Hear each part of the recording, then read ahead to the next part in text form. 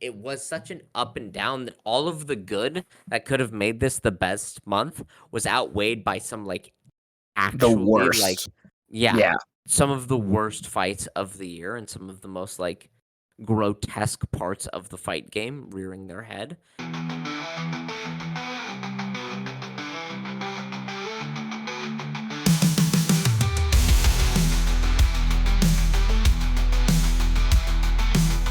All right. Welcome to another episode of Two Fight Fans, where we talk about all things in combat sports. I'm one fight fan, Colin. And I'm the other Stuart. All right. So we were Colin? off last week. Yes. Yeah, I was off. What did you watch over this weekend with my time off? So here's the thing. Because we didn't talk on Friday, Yeah. I fucking forgot there were fights this weekend. Oh And my god.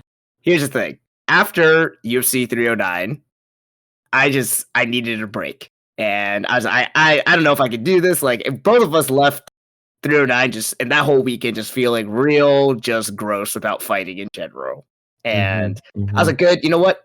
We ended up not meeting to talk on Friday, so I was just like, okay, you know what? This will be good, just a nice clean break. I just need something to cleanse my palate.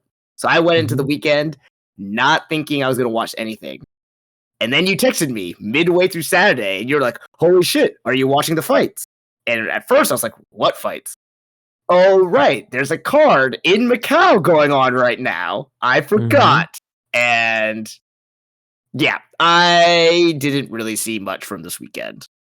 Yeah, and for our time zone, they started at 3 a.m., so you could have caught the full replay where you could skip ahead just to the fights, none of the stuff in between at 6 a.m. if you woke up like me bright and early. The fights were good, man. I think the main event, Petr Yan and Deiveson Figueiredo, could have been fight of the year for MMA. It was a phenomenal fight.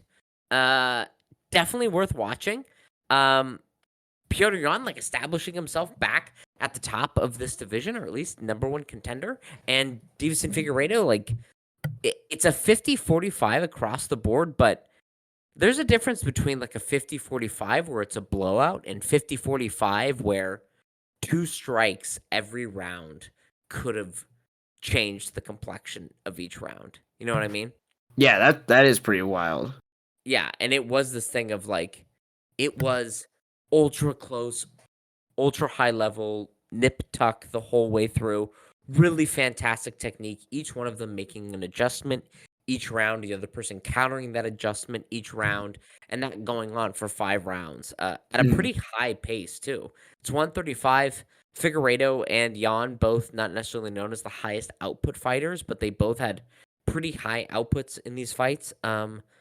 Really fantastic stuff. Amazing trips, amazing in clinch fighting and hand fighting at range. I thought it was a phenomenal fight. I think it supersedes Poatan and Khalil Roundtree as fight of the year in MMA for me personally.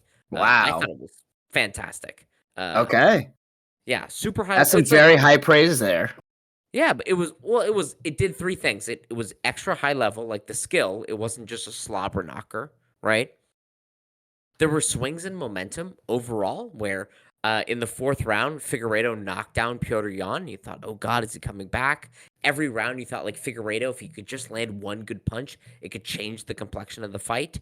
And it was fought in basically every facet of MMA. It wasn't just a striking battle. It wasn't just a grappling battle. It wasn't just a clinch battle. Every round and almost every minute of the fight, there was some clinching, some striking at range, some striking within the clinch. And at least that's what I like from a fight. I'm like, this is dope. This was super dope. Yeah, that's good. Yeah, Petr Yan calling out Merab Dvalishvili, which I don't understand because he got massacred by Merab. And I don't really know what he'll do to stop that in the future. And then Merab saying, yeah, he'd love to fight him rather than Umar Nurmagomedov. It's been kind of weird to see Merab.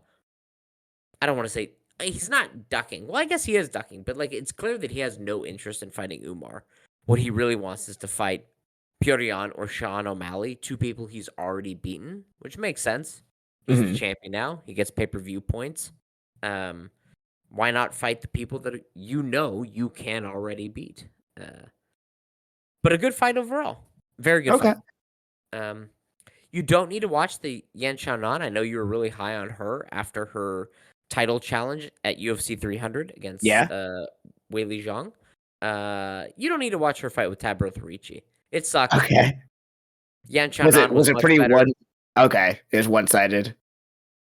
It was a lot of like she was definitely better than Tabitha Ricci, but then it ended up being like they would engage in clinches and wall install along the cage, and then maybe a takedown where nothing happened. Oh, Pretty very boring. And like, oh. all right, this is a lot of holding and kind of delaying for time.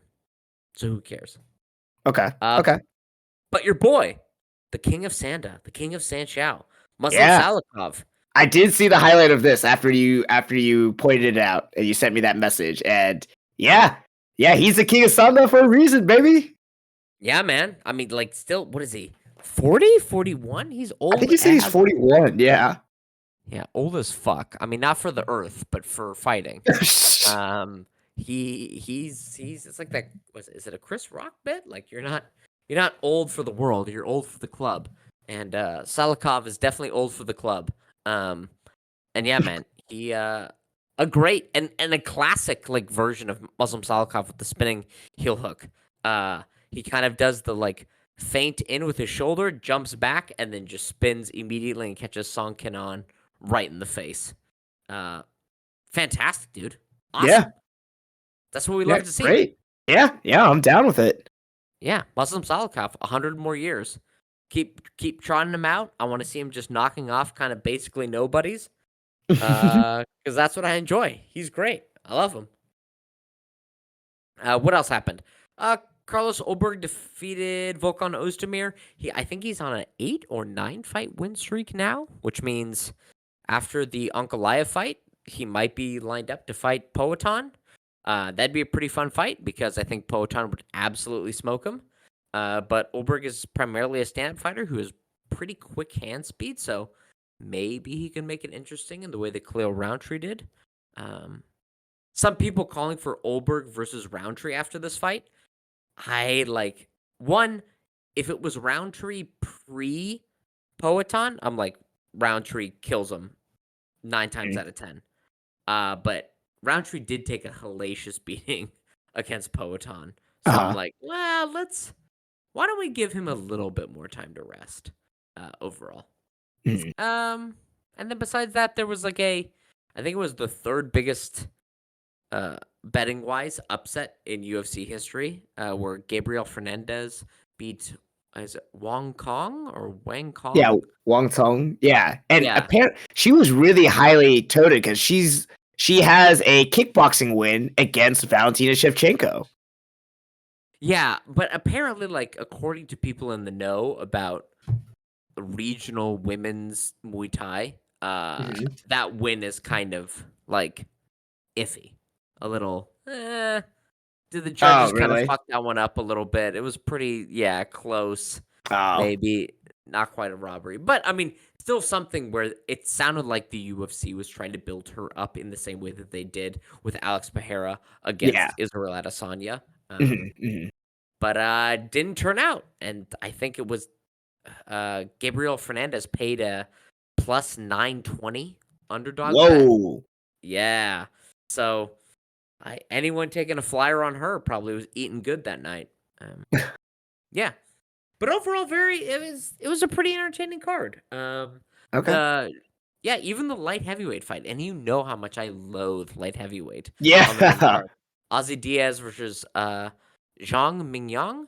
That was pretty entertaining. Just like Ozzy Diaz running directly into an intercepting elbow and dropping Oof. himself. But Ozzy Diaz like actually throwing a thrust kick to the body with pretty good technique at light heavyweight, and I was like, "Fuck, that's my boy." I love to see that. I love to see anything other than just like a terrible like leg kick roundhouse with no pivoting at all. I was like, great, Ozzy Diaz, awesome. And then he ran into an elbow, and I was like, oh, all right. Well, this is a little bit more interesting for a light heavyweight fight than normal. Um, So pretty good. And because we're in the Pacific time zone, uh, I could do the whole like click ahead to start a fight as an option, Right, which right. was really nice. I didn't need to watch all the commercials, all the faffing about. Um, but that meant I missed. Apparently, they had a whole send off for Stipe Miocic, like a video Oh, package really? on this card. Yeah, and I totally missed it. It it is a little surprising that they decided that they were gonna like roll out that send off package. Yeah, for a Macau card that was held at like 6 a.m. That Yeah, yeah. yeah, wild, wild. So it does seem like did they have this package already ready? Did they feel slightly bad that they didn't have it for Stipe? Did they forget the USB drive somewhere when the pay per view was going on? Like I don't fucking know. But I missed that. But I guess it's like I don't even know. Should I give them credit? Like, is it good that they have that package? Because nobody really saw it. I don't think really anyone watched this card. So I mean, it's a good sentiment, but yeah, if no one is watching and no one is made aware of it, then like, yeah, that's like yeah, it's like you did the minimum effort, I guess. yeah. I mean, there is some sort of famous quote about there about like what paves the way to hell, and it. But like the UFC definitely, um, yeah, feels like they dropped the ball, and then they were like, "No, I didn't fumble it." And you're like, "You definitely Yeah, did." yeah. All right, Anyway, so but quick questions for you on this. I have two yeah, questions for you.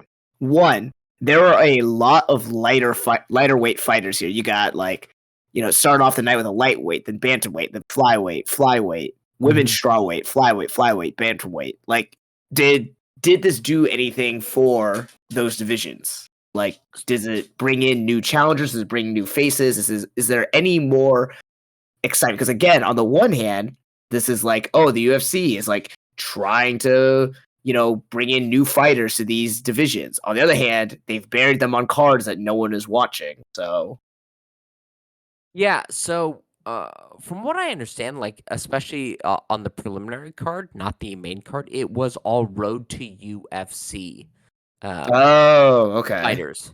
Colin, pop quiz. Don't look it up. What is the difference between road to UFC and the UFC itself? Well, isn't the road to UFC basically like their version of Dana White's Contender Series, but for Asia? Yes, and okay, again, what is the difference between Dana White Contender Series, Road to UFC, and the UFC? There is an actual legal like difference. Aren't they? They're not like signed by the UFC yet. They don't have like full contracts yet, right? Exactly, they are separate organizations that the UFC Oh, televises. It would be like the UFC televising a Cage Warrior fight, or a Bellator fight, or a PFL fight. interesting. These are Okay, entirely okay. different fights, owned, of course, by Dana White, and people within the UFC organization, but not entirely owned by the TKO trading group, right?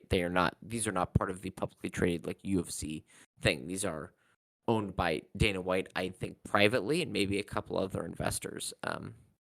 So this road to the UFC, it's weird because they fight on UFC cards, on a broadcast on UFC cards. Right, They do not have UFC contracts, so they could be even more restrictive and low paying than right. UFC fights. Um, I did not So watch a lot of the preliminary card, so I can't tell you much. I did see the KO head kick by Shi Ming, which was pretty cool, but I did not watch the preliminary card. I watched primarily the main card. okay, okay, no, that's fair. That's fair. Yeah. Uh, okay. Now there were a lot of Chinese fighters on this card. Yes. Kind of like we've talked about before with some other like Japanese fighters, how they've had a traditionally tough time adapting to whether it's the rule set for the UFC or the cardio needed to fight in 5 minute rounds, multiple Mhm. rounds, or whatever. Do you see a just based on this card or just based on what we've seen in recent history that a better road for some of these Chinese fighters because that is a huge market to unlock for the UFC. Mhm. They do have one champion already with Zhang Weili, but is there any other I don't want to say hope, but like is there a market for this? Are there prospects coming up from China to actually do well in the UFC? I can't answer that, like, overall, like, I definitely am not the dude to, like, be able to tell you. I mean, Yan Xiaonan, is still pretty great at strawweight. It looked like, Shi Ming at strawweight was good. At men's flyweight, it wasn't necessarily from China, but from Korea. Choi, Dong-hoon, at flyweight was pretty good. I mean, I would say, like, all the highlights I did see of the preliminary card made the fighters seem better than the Dana White Contender Series fighters. Right, it does seem like it's a little bit harder because they're pulling from such a large group from, East Asia and Southeast Asia and trying to get these people into the UFC, Mhm. or at least on UFC cards, that it is building up those names a little bit more than Dana White Contender Series, where you can just get, like, a 2-0 donk from Oklahoma fighting a 4-1 person from Texas, like, who cares?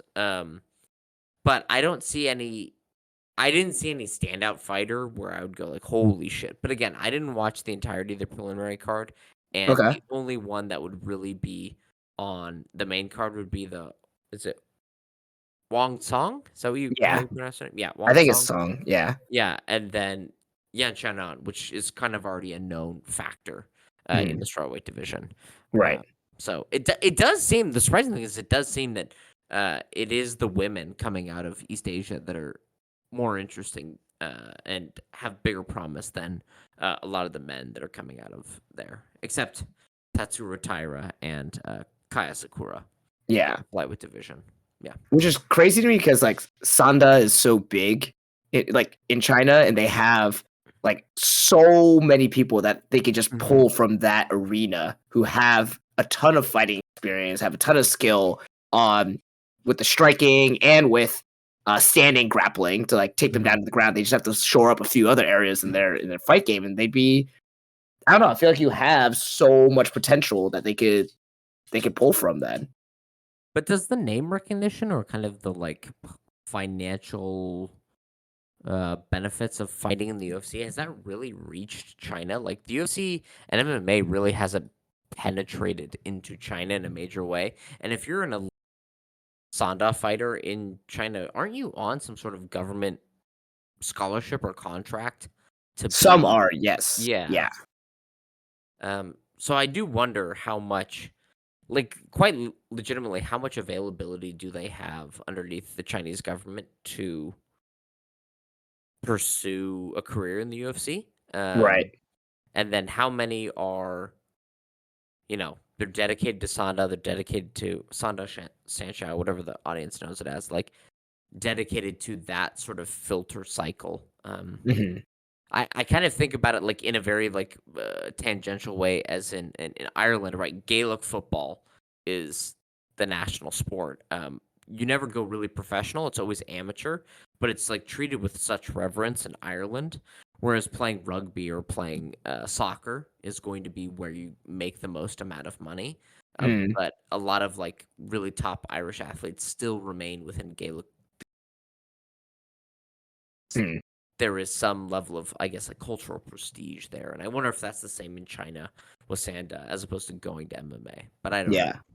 Yeah, That is a good point. I guess we'd have to look that up a little bit more. I yeah. was just curious if you happen to have an idea or any insight, so No, okay. I don't like. I mean, I know Muslim Salikov continued. I mean, you met him at the Sandow World Championships Yeah, once, like, I and that did. was during a time when he was still had an MMA career, and a lot of MMA pundits at the time had said, like, when is he going to take his MMA career seriously? Because he was having all of these amateur Sanda bouts, and then like once or twice a year he would take a professional MMA fight. And so it's this question of like, especially in Russia, as if he is getting paid by the government to continue to excel in this amateur arena, like why bother going professional, especially in an organization like the UFC where we know you're going to be making 10 and 10 for a little while. You're Yeah. going to be making not too much money. And you got to like pick up wrestling and Brazilian jiu-jitsu, and that's like so hard on your neck and spine and joints. Why not just stick to the sport that you've been doing your entire life? Yeah. No, that's fair. That is fair. Yeah. So that was the fights this weekend. Anything else from this weekend specifically? No, like I said, I've just seen very few highlights. I didn't watch any of the card, but yeah, I think uh yeah, I will rewatch the Peter Yan fight against Davis and Figueiredo, so Yeah, you that'll be gotta exciting. see that. Yeah, Yeah, yeah, it's yeah. worthwhile. Okay. Yeah, very good. Watch the full Solikov fight. It's pretty good. You get to see a Okay. spinning wheel kick again. It's very Yeah, nice. yeah, I'm down. Yeah. The other thing that happened this weekend, we'll touch on it for like 3 seconds. Did you see anything about the Conor McGregor trial? No, I did not. He was found. It's a civil trial, right? Not a criminal court. But he was found civilly liable for a rape charge Oh. against someone right after the fight with Khabib Nurmagomedov. So I think he is. The woman is entitled to just under €250,000 in damages. Conor McGregor is now, like, for all intents and purposes, legally a rapist, a convicted rapist. And on Thursday, we will see what will happen with if he needs to pay the legal fees for not only the woman, because in Ireland, if you lose a civil trial, the person who has lost usually pays the legal fees for all lawyers involved. But there is also a second party, one of Conor McGregor's acquaintances, who also had been charged, or not charged, had been under investigation for rape. So Ooh. Conor McGregor might be out possibly close to $1 million after all is said and done. And apparently, the testimony that was given, I'd read a little bit about it. Everyone in Ireland, I mean, he does still have a kind of a hardcore following within Ireland amongst young men, but his reputation there is basically in tatters. Oh. It's it's pretty rough. Yeah. So I don't know. I mean, this puts into question a little bit more. Like, we've kind of been flipping about, like, should we even care that Conor McGregor, if he's coming back or not? This really makes me feel like he's probably not coming back, or if he does come back, it might be um, motivated primarily by an image rehabilitation kind of circuit rather Mm. than an actual interest in fighting, or even the interest in the money that comes from fighting. Um, what a kind of bizarre, not bizarre. What a sad but inevitable kind of turn his entire career has made. Where now Yeah. we're talking about him uh, as convicted of or civilly found liable for rape. Yeah. Pretty pretty rough stuff. And if anyone's interested, like, I really do invite you, go, like, see the testimony, not only by the woman in question who had accused Connor, but all the people, all the medical staff that saw to her the night that this supposedly took place. A lot of them are talking about the amount of bruising and damage to her body being extraordinary compared to most people who have gone through sexual assault. Wow. It sounds like she really got the shit kicked out of her, which is it's rough, man. Yeah. Yeah. Jesus. Yeah. The question to you, Colin, is: do you think that'll stop the UFC from trying to sign Conor McGregor to No, a fight? not at Yeah. all. Yeah. That's a bummer. Which is like pretty shocking that I could say that like pretty confidently and so Yeah. quickly. You Yeah, know. man. Yeah. It's like, if he gets signed, I mean, I can't make up my mind at this moment, but I'm like 90% sure. Like, I'm like, I don't think I can watch it when he comes back, you know? Yeah. Like, I don't know if I'll be able to watch it live. I don't know if I'll be able to watch it on a streaming platform in which the UFC benefits monetarily from it. It's it's yeah, it's pretty gross. It's pretty Yeah. gross overall. And who knows? We complained at UFC 309, and we're going to continue to complain. Class. The UFC just might, the BMF belt might just start being a MAGA hat that fucking Trump signs, and maybe that's what they, like, bring Connor back for. The first, like, MAGA hat tournament winner. And Jesus. then we'll have to deal with that shit. Like that might be it though. Like think about it for a second. Like, do you think they would be crazy that either a champion wins or somebody wins a main event without a title and goes like, all I want is Trump to sign a MAGA hat, and then he does it and then brings it into the cage? Like, how unlikely do you think that is at a You UFC know, event? before 309, I thought like no way. Yeah. But after seeing 309, Ugh. 100%, that is definitely a possibility. And like, it is kind of disgusting and like Well, it's not just kind of. It is. it is, but it's also Objectively disgusting. it's one of those things where like it's exactly why I was like, I need a break from this. I just need to cleanse my palate right now. Mhm. And yeah, I don't know. Yeah. It's a fucking bummer. Anyway, we'll lift our spirits, Colin. Take us somewhere else. Bring in another subject. What's a better feeling subject than this? So I want to go over a few things really quickly. Okay. After John Jones's win over Stipe, I know. Some of the stats that they posted, basically to drum up more excitement or possibility behind a Jones and Aspinall fight. So the total fight time of John Jones and Stipe Miocic, 14 minutes and 29 seconds. Okay. Which I thought he won in the second round, but whatever. Okay, fine. No, he won in the third. It was the third? Okay. Yeah, I just kind of blocked it out. Whatever. Yeah. Total fight time of Tom Aspinall's last 5 finishes, 9 minutes and 37 seconds. Yeah, your boy's blowing people out of the water like it's nothing. Yeah. So, okay, that's the first. Okay. All right, and then the average fight time for Tom Aspinall is 2 minutes and 2 seconds, which is the shortest average fight time in UFC history. Mm-hmm. Yeah, and the fact that like at first John Jones was like, no, I'm not going to fight Tom Aspinall. Like you were saying, I only want to fight what was it? Decorated, not up and comers, but what did you say? So he said, I don't want to fight dangerous up and comers. I only want to fight dangerous champions. Or he just wanted fun fights. So it was either Poetan as the dangerous champion, not the dangerous, or fun fights like Jamal Hill. Again, no one's idea of a fun fight. Not a single person has ever put Jamal Hill in a fun fight, in a sense. Or Derek Lewis. Somebody who got gifted a title shot back in 2019? 2018, maybe? Yeah. Come on, John. Yeah.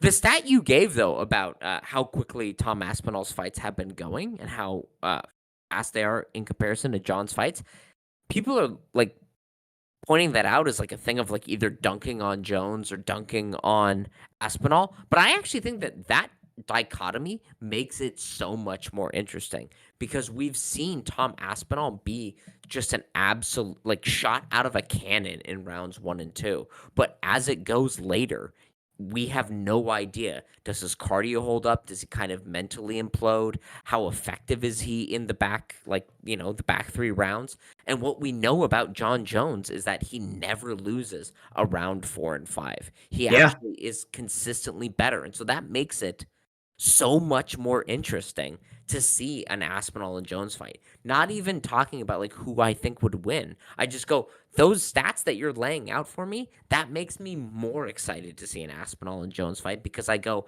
God damn, there are so many unanswered questions with Aspinall, and there are so many things about Jones that we know is a factor that makes me go, I really want to see how this style plays out in a fight. Yeah, 100%. And it sounds like Jones is now kind of being like, okay, I'm in negotiations to talk for this fight, but yeah, it is. And yeah, a lot of the comments in that are like, oh, but Tom Aspinall hasn't fought anyone of John Jones's caliber. So of course he's like dunking on people and like, oh, John Jones is afraid of Tom Aspinall, he's ducking him or whatever. And it's just like, look, you've got a champion and an interim champion. The only thing to do is to match them up to have a unified champion now. That's it. Absolutely. There's nothing, whatever fight, whichever one those two take, it has to be the unified championship. Either John Jones unifies with the interim, or he retires and the interim champion fights now for the undisputed heavyweight championship. Like this is the only step that it can be. Yeah, absolutely. Like it again, this thing where people go like, well, it's because of this, or well, it's because of that, or well, but this person would play. It's like, should we just get rid of the UFC then, and then we can all just sit around and pretend in our minds how the fight would go? Like, isn't the point of fighting to see what the result would be? Like, why are we all going around like, well, no, but Johns would do X in this. Oh, no, Tom would do X. It's like, we don't actually know. We can all play our imaginary fight out in our mind. But the whole point is when you have contenders, you put them together so we can see the real results, not the imagined, here's what I think it will be. It's to see what's the real results and then draw conclusions from that, not pontificate about who is actually the better heavyweight, right? It's fun to do that in a lead up to a fight as a thought experiment, but people wanting to like actually substitute real fights. John doesn't need to fight Tom because we know Tom's never fought anyone like him. We should, right? It's like, well, what do you? Then Tom Jones should never fight anyone. We know how it'll go with Jamal Hill or Derek Lewis. Like, what is this thing where we go? If I can imagine a result, I don't want to see it. Well, then what the fuck? Like, why have fights then? Right. It's such a stupid thought process. Mhm. But Aspinall round 2, TK definitely. Like, Oh, wow. yeah, Okay. that's what I'm saying. Wow. All right. Yeah. All right. But hopefully, I don't think it's gonna happen. I know Jones has said he's in negotiations, but I don't see it at all. I don't. Yeah. I think that 309 is the last time we ever see John Jones fight, unless he's caught. I don't know, probably drunkenly punching another woman or something. Who's to say? Oh, jeez. That's the reality. That's what he does on his off time. But yeah, it's no us. It what is upsetting too is like if Jones leaves, because I think a lot of us who are kind of not anti-Jones but like over this drama posit like Jones should just leave then vacate the belt. Fuck it. But then we don't get the like nice passage of for lack of a better word, like clout or cred to Aspinall if he were to beat Jones. And Right. looking at Aspinall's record, you're like, who else is this guy going to fight? Cyril Gane is really the only other fighter in the UFC that seems like an interesting matchup for Aspinall. But then besides that, he's beaten almost everyone else in the top 10. And Yep. people top 15 to top 10, like I said, we can't just go, well, I can imagine that Aspinall will win, so I can never let the fight play out. But I go, God, I really don't think there's much interesting to see in this fight at all, barring a major upset. And so you go, Aspinall's almost already cleared out the division by himself. So what are we going to do unless that Jones fight happens? Right. Yeah, and so it ends up like, if Jones leaves, the heavyweight division will be even more dead than it already is, which is a bummer because it's a division that fucking sucks, man. So like, I don't know. Yeah, I don't know.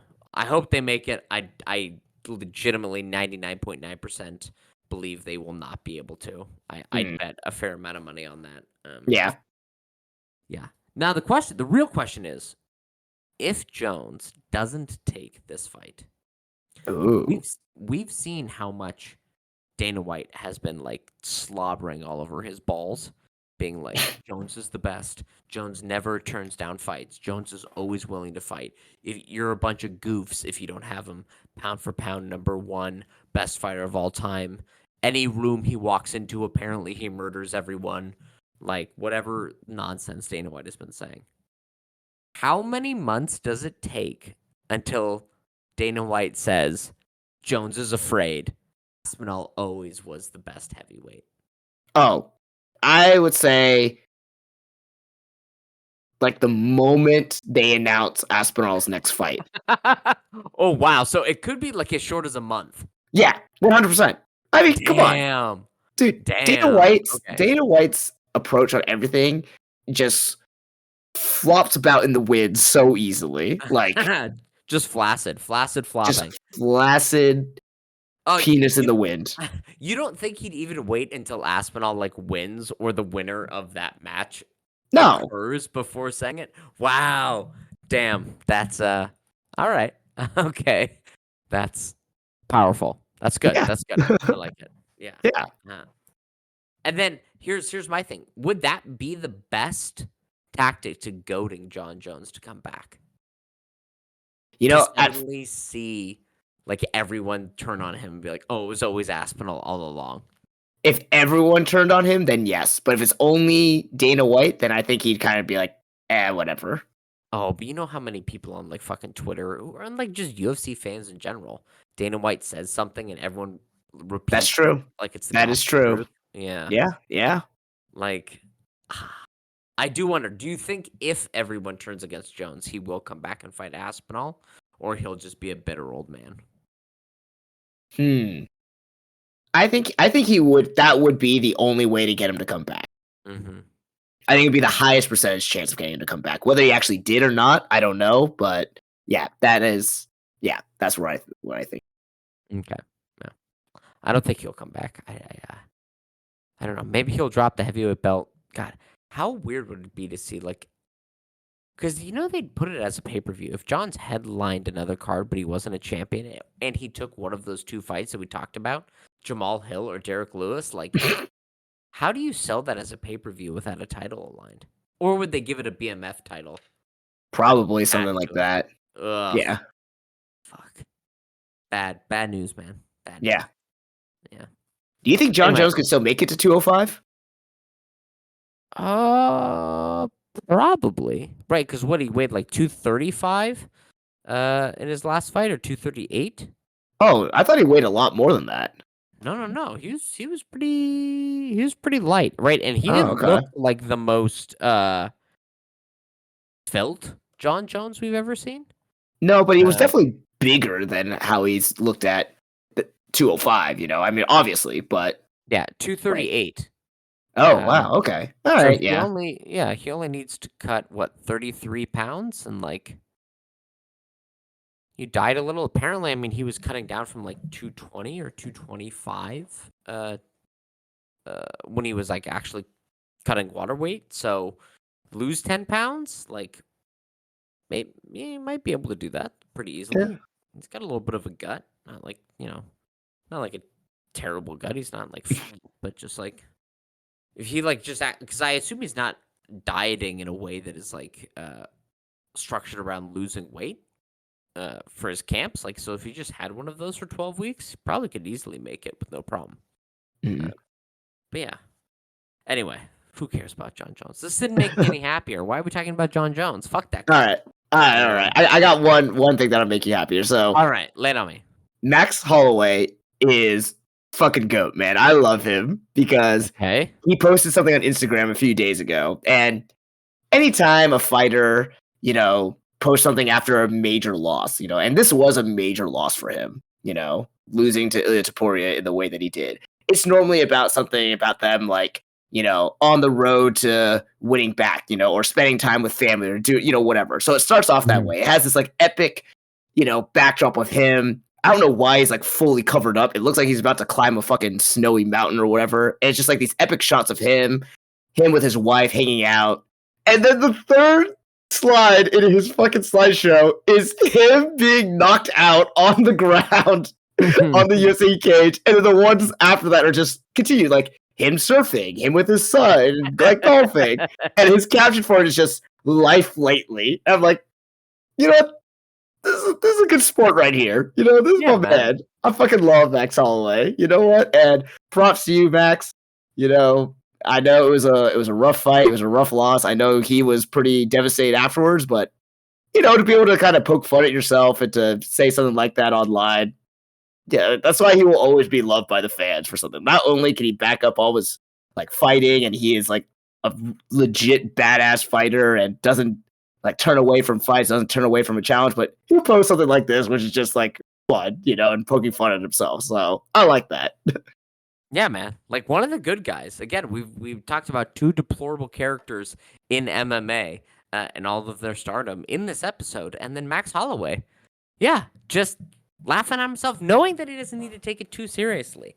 Yeah. He has a wife, he has children, he's happy, he's as healthy as he can be, working in this type of business. Like this is great. This is what you want to see. Have a little like a lot of MMA fighters really need perspective and need to like stop worrying about what people are thinking about them on Twitter and Instagram. And Max Holloway really encapsulates that. Just like Yeah. live your life, know who you are, and just like the ups and downs, it's okay. You know? That's cool. I enjoy that. Yeah, Max Holloway, man. God, the more I think about it, the more I really want him and Charles Oliveira to fight for the BMF title. God, that would be great. Yeah, that's That awesome. that'd be so good. That'd be so good. Somebody had posited too. I think it was Brian Campbell that they should do a 135 BMF title between Figgy uh, and Jose Aldo. Which I'd be like, that's fucking dope. That's a Yeah, good fight. yeah. I like Yeah. that. Maybe you just do a card where like 3 or 4 divisions, each one of them gets a BMF title.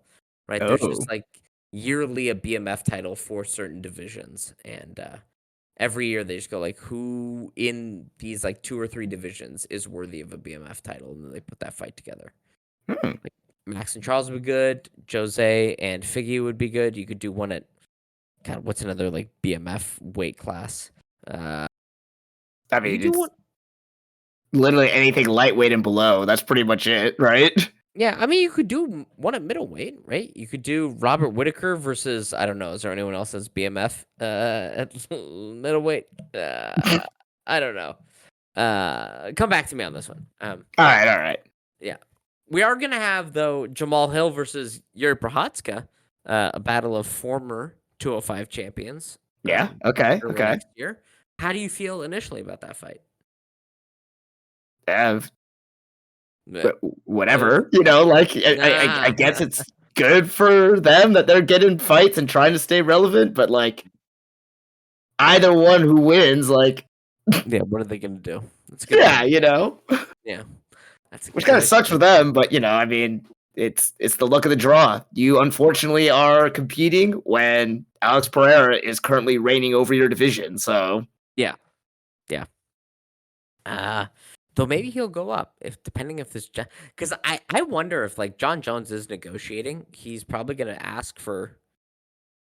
Supposedly he made 10 million for the Stipe Miocic fight. He probably will want 20 or 30 million for the Tom Aspinall. I just wonder if they'll go, hey, Alex Pereira, we'll give you 12 million. You want to come and fight Tom Aspinall? Alex Pereira might be like, yeah, sure, why not? And yeah, then John Jones is shit out of luck. That would. Here's the thing. Regardless of how the fight went, that would make Alex Pereira my fighter of the year. If he fucked over John Jones like that, I'd be like, yeah, right on, man. That's awesome. Yeah. That'd be cool. That'd be real cool. Yeah. all Well, right. so we're. Oh, go ahead. Well, I got a question. Okay, so we had a number of fights in November, Yeah, and October was great. We already know that. it was awesome. Best Give me a month of the grade. year. Give me a grade for November. Ooh. Because we started with Moreno versus Albazi. Mm-hmm. We had Magny and Praetos because, okay, sure, whatever. Yeah, fuck that. We had Jones Miocic, and then we had this Peter Yan and Figueiredo fight. Well, and also remember we had Paul Tyson in there as well. Oh, yeah.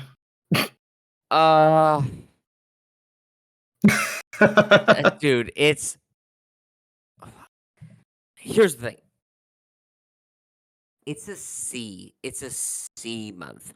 Okay. You know what? I was gonna say Yeah. C, and normally when I give a grade, you're usually a whole letter grade less than me. So okay, all right. There was a fair amount of fights, right? Brennan Moreno, Amir Albazi, like not the best fight. Blanchfield, Rose Namajunas, not the best fight, but like it was giving us kind of direction on what was going on. Yep. Then Magni Praetus. Like I said, I was unfamiliar with Praetus' game, but I'm like, awesome, cool, love to see it. Rainier de Ritter, big sloppy fight. Like again, not the best fights, but we are getting consistently a lot of fights. We gotta have Chucky Olives come back and win, which is nice, and then Jan Figueiredo, which is my like fight of the year. But that is counterbalanced by the absolute like travesty that was Paul Tyson. But then we had Amanda Serrano and Katie Taylor. But then we had John Jones and Stipe. Like it was such an up and down that all of the good that could have made this the best month was outweighed by some like The actually like worst. yeah, Yeah. some of the worst fights of the year and some of the most like grotesque parts of the fight game rearing their head. And so it's Yep. got to be a C. Yeah. Yeah. Okay. I'm Yeah. right with you. Okay. We're in I, agreement there. yeah. We're going from highs to lows. And then we've got December. Only 3 Yeah. cards in December. Yep. We have Pantoja Kaya Sakura. I Yep. think great fight. Yeah. Yeah. Yeah. Shavkat Rakhmonov, Ian Machado Gary. It's all right. It's all right. We got Rakhmonov doing something. I like But that. yeah. Yeah. Yeah. I mean, yeah, We've we kind got of talked about this one already, but yeah. we've got two of the most insane flat earthers ever, Bryce Mitchell versus Crone Gracie. I'll watch that. I'll watch that. Mosar Evla versus Aljamain Sterling. Like sneaky good fight. Yeah. Yeah. Yeah. I know no one else cares, but Joshua Van versus Cody Durden. I love Yeah. Joshua Van. Let's do it. Yeah. Yeah. Let's get him another fight this year. That's good. Also, what the fuck? Clay Guida is still fighting? Against Chase Hooper, baby. That's a like, you know what? That's a sneaky cool fight. That's like an old absolute like boot of a man in Clay Guida against the young baby face of Chase Hooper, who is slowly getting better. Yeah. I like that fight. I like that Yeah. fight. Yeah. All right. All right. Yeah, so we got that. I mean, do we have some kind of like stinkers in this one too? Anthony Smith, Dominic Reyes. Who gives a fuck? Cyril Gahn, Alexander Volkov. I know it's to see who will most likely fight Aspinall for the undisputed title, but it's like this fight already happened and it sucked ass. It was terrible. So, ugh. Um. And your boy again, another old man fight, Chris Weidman. Oh my God. Against so this fight, this Chris Weidman and Eric Anders fight is supposed to be at 309. Yeah. Eric Anders at 5:30 p.m. pulled out on the day of the fight. The day before the fight. No, the day of the fight. They announced it on the broadcast during the Oh. prelims. Chris Oh, that's Weidman, right. Yeah. Chris Weidman is on a guaranteed contract, so he doesn't get show and win money. He just like if the fight takes place, he just basically only has show, no bonus for the win. He did not even get half of his guaranteed purse, even though he weighed in and like was warming up to fight, Oof. and then learned about this at like 5:30. Listen, fighters, I know you love to like bootlick and go dance in front of Donald Trump and celebrate strong men who will routinely fuck you in the ass. But you gotta stop clapping and cheering and hooting and hollering as Dana White fucks you in the ass. Like you gotta do something to try to get your money. Because Chris Weidman's like, I don't know what's going on with the UFC. I think they'll take care of me. Just this constant, I think they'll take care of me. I think they'll take care of me. And then year after year, court document after court document, lawsuit after lawsuit, we keep seeing they don't take care of you guys. They're not going to, and they Yep. never will. Like you gotta stand up and fight for this stuff. And I know it's hard, but guess what? Get a union. Now it's No gonna one be else is hard. gonna do it. No one else is gonna Yeah, do it for you.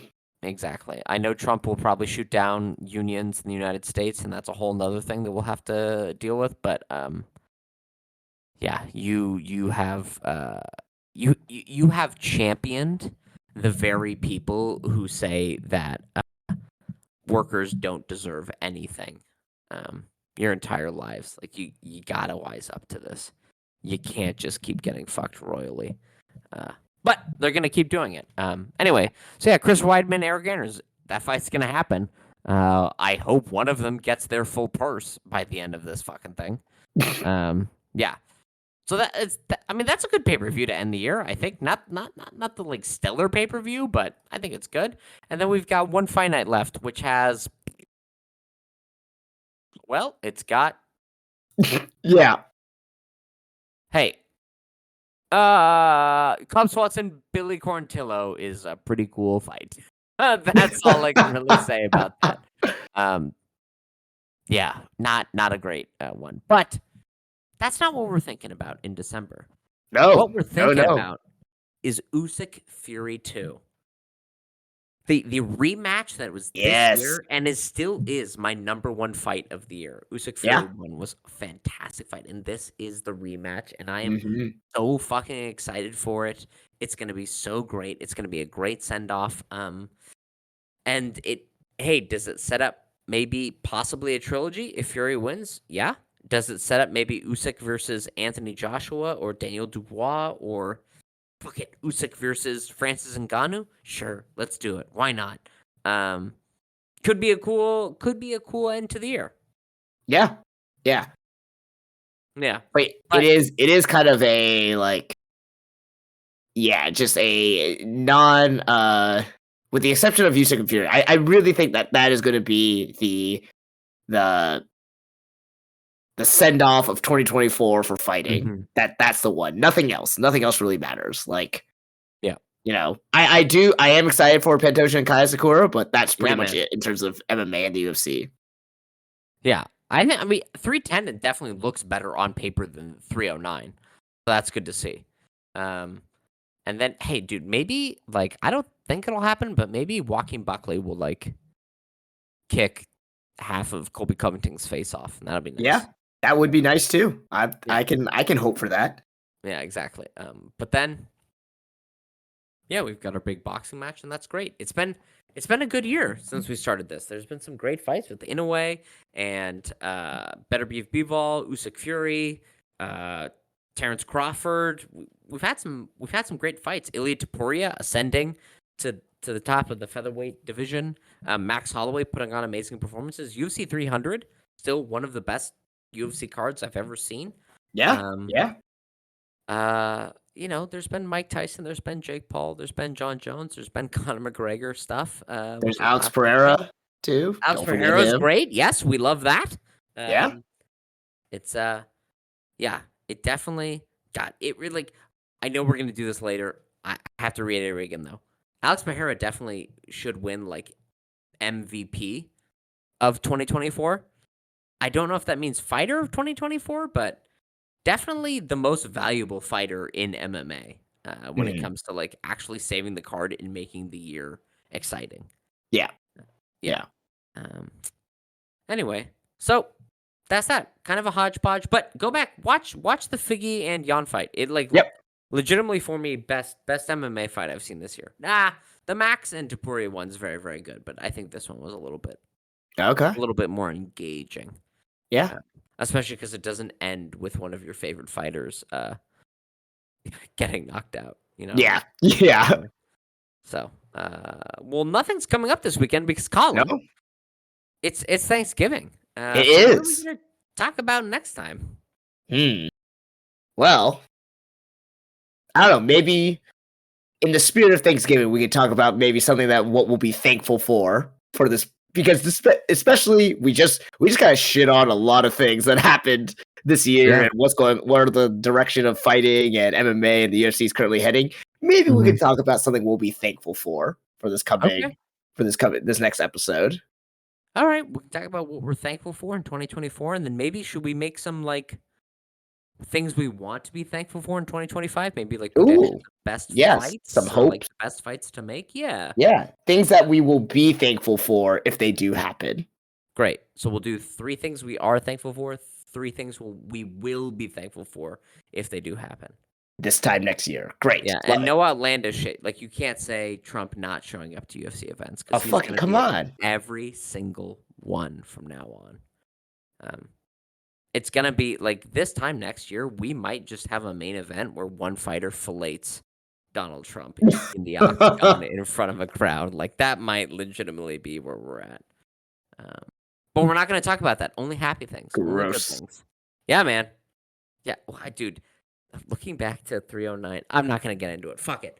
We're gonna be thankful, thankful, good, happy, thanks. Even though Canada's Thanksgiving was like over a month ago. Uh, I'll think of something to be thankful for. Anyway. All right, everybody. Well, this has been Two Fight Fans podcast. I'm one Fight Fan, Stuart. I'm the other Colin. Go back and watch the Jan and Figgy fight. It I is the will. best MMA fight you can. Not just you, everyone listening. All 2 other people that Yep. are listening. Yeah. Awesome. All right, everybody. Bye. All right. Bye-bye.